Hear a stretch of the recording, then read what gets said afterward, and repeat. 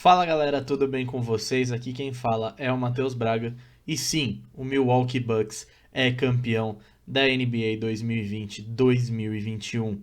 Liderados por Giannis Antetokounmpo, Chris Middleton e Drew Holiday, a franquia de Wisconsin bateu o Phoenix Suns por 4-2 na NBA Finals e se sagrou bicampeã da liga, o segundo título, né?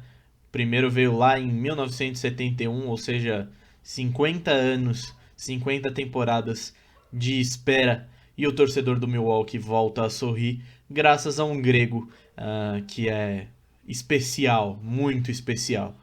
Então, antes da gente falar sobre o título dos Bucks, se inscreve no canal, ativa o sininho para não perder nada do que a gente vai postar por aqui. Deixa o seu like, o seu comentário e compartilha para o seu amigo torcedor dos Bucks, torcedor do Suns ou torcedor de qualquer outra franquia da NBA que aproveitou demais essa NBA Finals, certo? Bom, vamos começar falando um pouquinho da história, né, do Milwaukee Bucks. O primeiro título dos Bucks veio lá em 1971, liderados por um rapaz que tinha chegado da UCLA chamado Lou Alcindor, vestia a camisa número 33, e por um rapazote, camisa 1, que veio de Cincinnati, chamado Oscar Robertson. Kareem Abdul-Jabbar e Oscar Robertson foram a grande dupla da temporada de 71. Eles lideraram os Bucks em todas as estatísticas e fizeram com que os Bucks chegassem ao primeiro título de NBA da franquia lá em 1971. Desde então, os Bucks passaram por bons bocados, né? Mesmo o Kareem e o Oscar Robertson não conseguiram repetir o feito de serem campeões da NBA novamente. E chegou o momento que o Kareem foi para os Lakers e o Oscar Robertson acabou indo para os Royals, que depois viraram o Sacramento Kings. E essa conquista, né, da NBA esse ano se torna incrível por outros fatores que vão além do que o Milwaukee Bucks fez ao longo da temporada. É um trabalho de anos, né? Se você for parar para pensar, para recordar a história do Milwaukee Bucks, vai bater quase 10 anos que esse time está em formação. O Giannis e o Chris Middleton, as duas principais peças do Milwaukee Bucks nessa temporada, eles chegam em 2013. O Giannis no draft de 2013 e o Chris Middleton vindo de uma troca, de uma trade com o Detroit. Então, esse time começa a ser formado lá em 2013 e só agora, em 2021, esse time colhe os frutos, né, das suas escolhas, né? E muitas coisas poderiam ter acontecido ao longo desses 8 anos. E é muito emblemático que, por exemplo, o Giannis, que foi duas vezes MVP da liga, foi Defensive Player of the Year, foi Most Improved Player, foi All-Star, foi MVP do All-Star. Ele ganhou basicamente tudo que dá pra ganhar, exceto o Rookie of the Year, né? Então, é emblemático que o Yannis tenha escolhido ficar em Milwaukee e que muita gente, inclusive eu, tenha resgatado um tweet dele de 2014, quando ele diz que ama a cidade de Milwaukee e que ficaria em Milwaukee, que ele não sairia de Milwaukee até conseguir um time competitivo para ser campeão. E é emblemático que ele tenha conseguido isso, porque Milwaukee não é um grande centro, os Bucks não são uma grande franquia. E isso eu falo com o maior respeito. Eu gosto, eu tenho uma simpatia pelo Milwaukee Bucks porque no NBA 2K, acho que 19, eu joguei no Milwaukee Bucks, né? Então eu gosto e eu fiz a minha carreira inteira no 2K19 com o Milwaukee Bucks. Então é uma franquia que eu gosto bastante. Mas eu falo com todo respeito que não é uma grande franquia. Ah, hoje em dia, muita gente pega grandes centros para definir assim as grandes franquias. Então, New York Knicks, Brooklyn Nets, Los Angeles Lakers, Los Angeles Clippers, Miami Heat, Orlando Magic, até mesmo Boston Celtics, mesmo Boston não sendo tão centro quanto Los Angeles, quanto Nova York, quanto Miami, quanto Orlando. Essas são as franquias que muita gente desenvolve o interesse de jogar, né? Fora Chicago Bulls por toda a história, fora Washington Wizards por estar na capital, Wizards um pouco mais abaixo do que as outras franquias que a gente falou aqui. Mas Milwaukee é como se fosse o Cleveland Cavaliers, por exemplo. É uma cidade que é grande, claro, mas que se você for comparar com Nova York, com Los Angeles, com Miami, isso acaba se tornando pequeno, né? Então não tem tanto interesse, o dinheiro não roda tanto por lá quanto roda nesses grandes centros. Então muitas vezes você vê jogadores grandes do patamar do Giannis querendo deixar Milwaukee.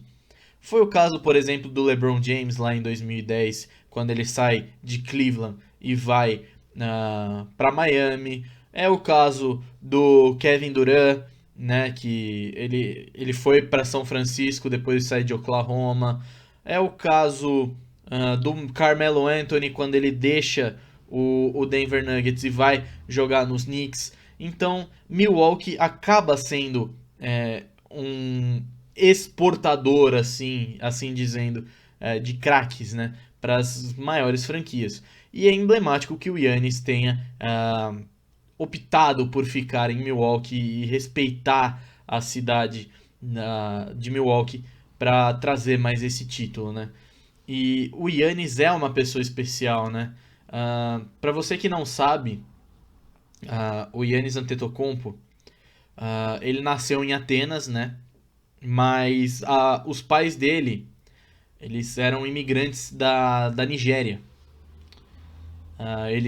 Os pais do Yannis se mudaram de Lagos, né, para Atenas, e lá nasceram os três irmãos, o Costas, o Thanasis e o Yannis, acabaram nascendo lá na Grécia.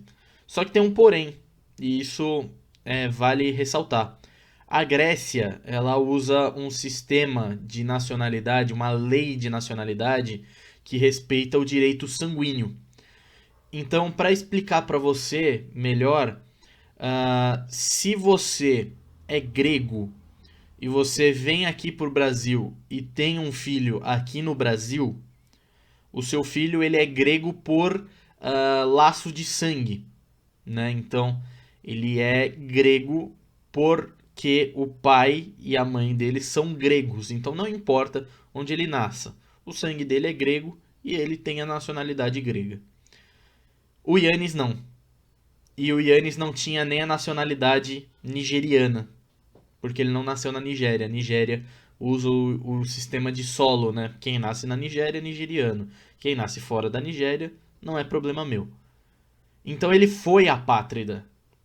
Ele e os irmãos dele, o Thanasis e o Costas, eles foram apátridas, né? Eles não eram nem gregos nem nigerianos. E isso é muito triste, né? Você não ter uma pátria, você nascer num lugar, mas você não ter a nacionalidade, ou você ser filho de nigerianos e não ter a nacionalidade nigeriana, você ser basicamente, entre aspas, né? Entre muitas aspas, você ser ninguém, né? Porque você não tem um país para falar eu sou nigeriano, ou eu sou grego, eu sou brasileiro, eu sou americano. Isso é muito triste, né? Então, até os 18 anos, o Yannis, ele realmente foi um apátrida, né? E olha que interessante, o Yannis, ele completa 18 anos em dezembro de 2012. E no meio de 2013 ele vai pro draft da NBA ser selecionado pro Milwaukee Bucks. Então até ele tomar a decisão de ir para a NBA, ele não tinha pátria.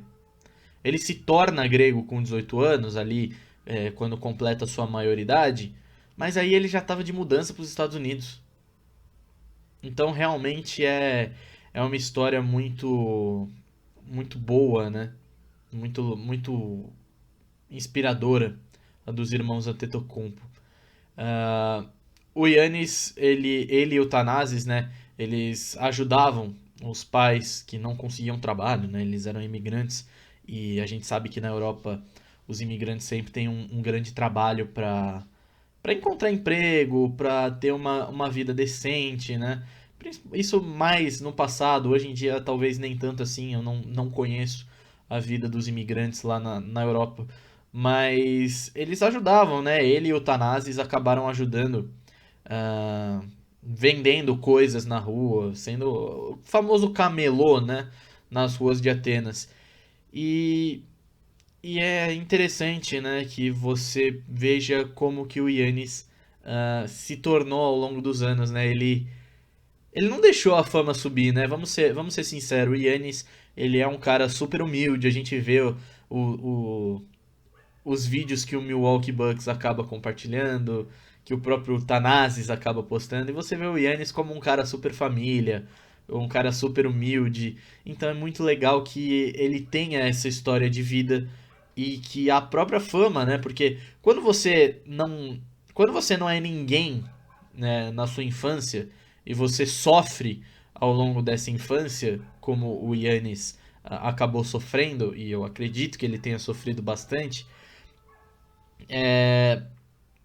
quando você conquista o sucesso, é normal, e eu falo abertamente, é normal que você deixe a fama subir a cabeça e se torne uma pessoa mais egocêntrica, mais arrogante.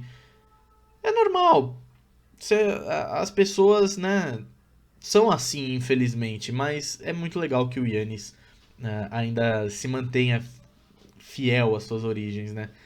E aí o Yannis, em 2007, ele começa a jogar no time juvenil do Philatilphus. O Philatilphus, ele é um time que na época de 2011, quando ele começa profissionalmente, estava na terceira divisão grega, que é semi-profissional. E na temporada de 2012-2013, o Philatilphus acabou jogando a segunda divisão grega, né? Então, uma temporada depois do Yannis estrear, a equipe que ele jogava foi da terceira para segunda divisão. É, Depois disso, né, em 2012, ele assina um contrato de 4 anos com o Zaragoza, da Espanha, e incluindo uma cláusula de ida para a NBA após cada temporada. Ou seja, cada temporada que ele jogasse no basquete espanhol, ele teria a opção de se candidatar ao draft da NBA e se fosse escolhido, ele sairia tranquilamente, né? E vários outros clubes europeus estavam interessados em contratar o Yannis. Inclusive o próprio Barcelona, que assim como o Real Madrid, que nos últimos anos teve o Luka Doncic, por exemplo, são potências também no basquete espanhol. E com o contrato começando na temporada de 13 e 14, ele decidiu ficar no Philadelphia para o restante de 12 e 13. Só que aí tem um porém. Em 13 e 14 ele se candidata para o draft da NBA e na 15ª escolha o Milwaukee Bucks acaba selecionando o Giannis Antetokounmpo pro seu elenco, né? E os anos foram passando, tal, se eu não me engano, eu posso estar redondamente enganado, porque eu não lembro direito essas questões de contrato de rookie. Quando você é draftado, você tem 2 anos de contrato, num primeiro momento, com uma cláusula, aquelas team option, de, acredito eu, que sejam 4 anos ou 5 anos. Então o Yannis jogou 2 temporadas, depois ele seria um free agent restrito, mas o Milwaukee Bucks acabou trazendo ele de volta pro seu elenco, né? Acabou renovando com o Giannis Antetokounmpo. E o contrato dele, se eu não me engano, esse segundo contrato dele, venceria nessa free agency, né? Se eu não estou enganado, eu acredito que é isso, né? Ah, ele se encerraria nessa free agency. E muito se gerou aquele burburinho de que o Giannis sairia, que nem aquilo que eu falei no começo do vídeo, que ele sairia para Nova York, que ele sairia para Golden State, que ele sairia para os Lakers, que ele sairia para os Clippers, que ele iria para um grande centro, o Miami Heat estava interessado também, e o Giannis ficou. O Giannis renovou por mais 5 anos com o Milwaukee Bucks. 228 milhões de dólares serão pagos para o Giannis Antetokounmpo nas próximas 5 temporadas. Maior contrato da história da NBA. E o Giannis acabou postando depois no seu Twitter, dia 15 de dezembro de 2020. Esta é minha casa, esta é minha cidade. Sou iluminado por fazer parte do Milwaukee Bucks e nos próximos 5 anos vamos fazer esses anos contarem. O show segue. E o show seguiu, né? E o show seguiu. E muito legal que o Giannis Antetokounmpo tenha conseguido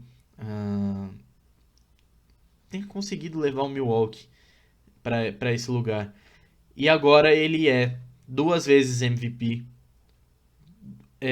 campeão, Finals MVP, Defensive Player of the Year, Most Improved Player, All-Star MVP. Ele ganhou praticamente tudo que ele podia ganhar. E o legal, os 3 irmãos Antetokounmpo, apátridas até os 18 anos, os 3 são campeões da NBA. O Costas venceu ano passado com os Lakers e agora o Giannis e o Thanasis também acabam de se sagrar campeões com o Milwaukee Bucks. Quero saber de vocês o que vocês acharam do título do Milwaukee Bucks. Um ponto importante, eu acabei de lembrar. Jrue Holiday.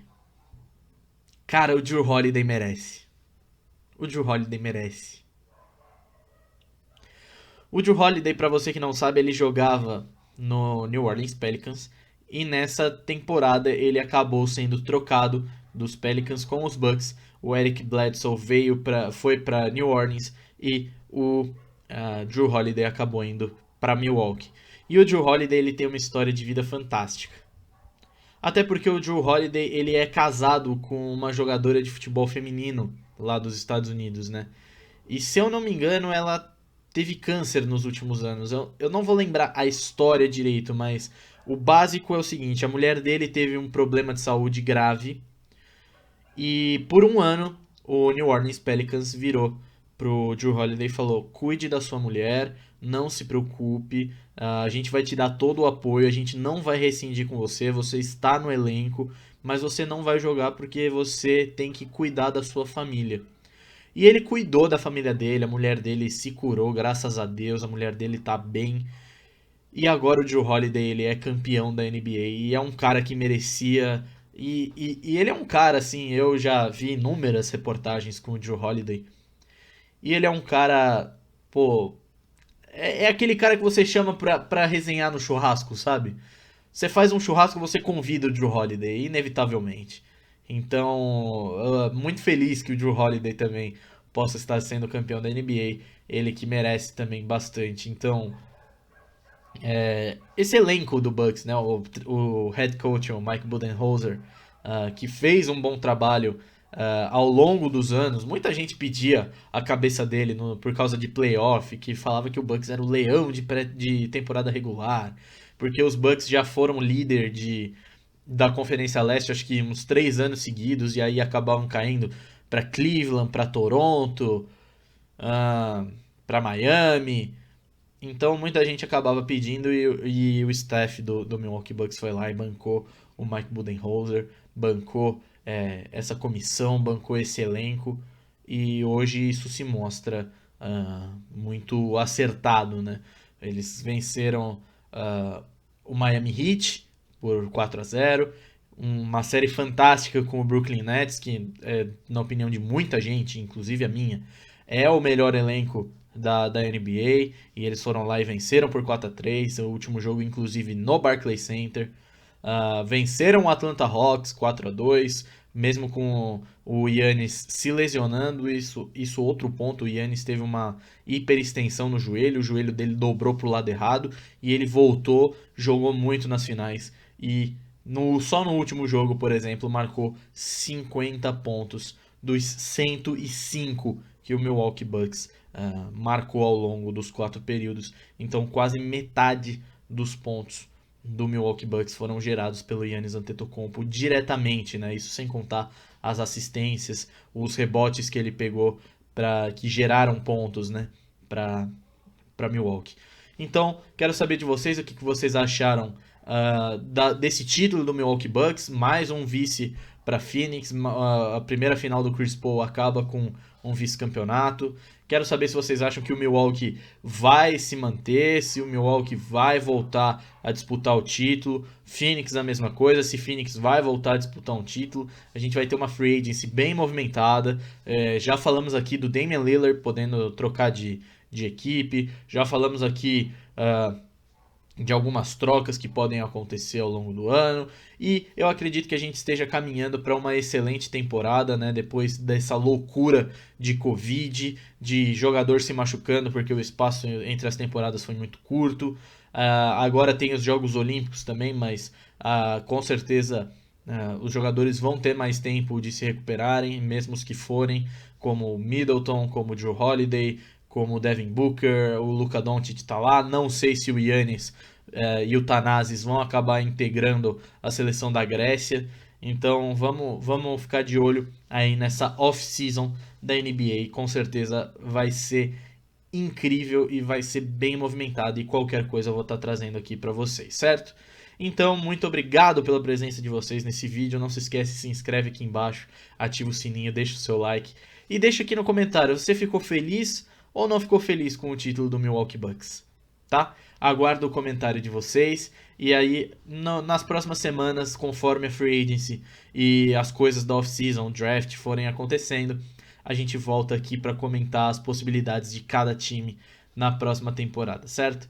Muito obrigado e até a próxima.